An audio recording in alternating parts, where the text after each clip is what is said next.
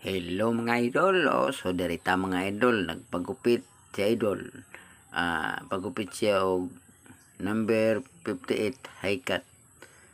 Magpagupit si idol kay may na lang mapurma pa siyang tao. Kay lisod na kayo pangit tanawon. Ay na magupo-gupo sa gamay. Ya kanang gupit ibutangan na siya dalan-dalan sa kilid karon kasi moagi makagi. Yun ka gupit.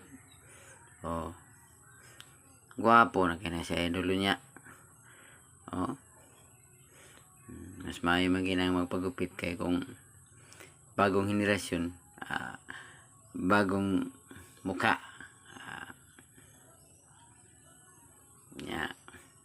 Para dili po kayo ngilad tan-awon ang naong nga murag way kupit. May na lang po nga bisag daghan-daghan edad pero may na lang mga bata-bata lagi hapon tanawon. Okay mga idol. Kani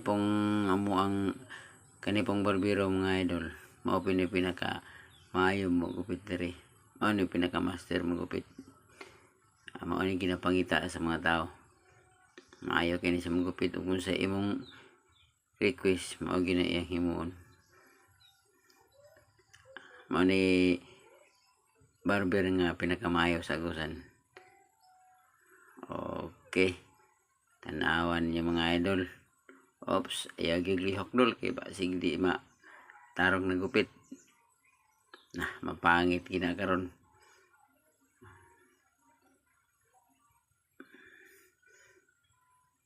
Dali ra kay na mahumandol. Pas-pas kina magupit nga mo ang barbero dil diri sa Tagagusan. Okay. Katawa pa si idol. Kasi pagpagwapa yango-yango pa sa kilay. Piling po kining idolan ni.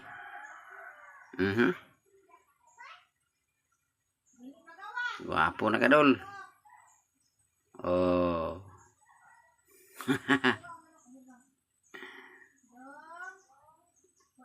Nagpatahal si idol. Para gwapo tan-awon sa mga social media. Magpagwapo gid si idol.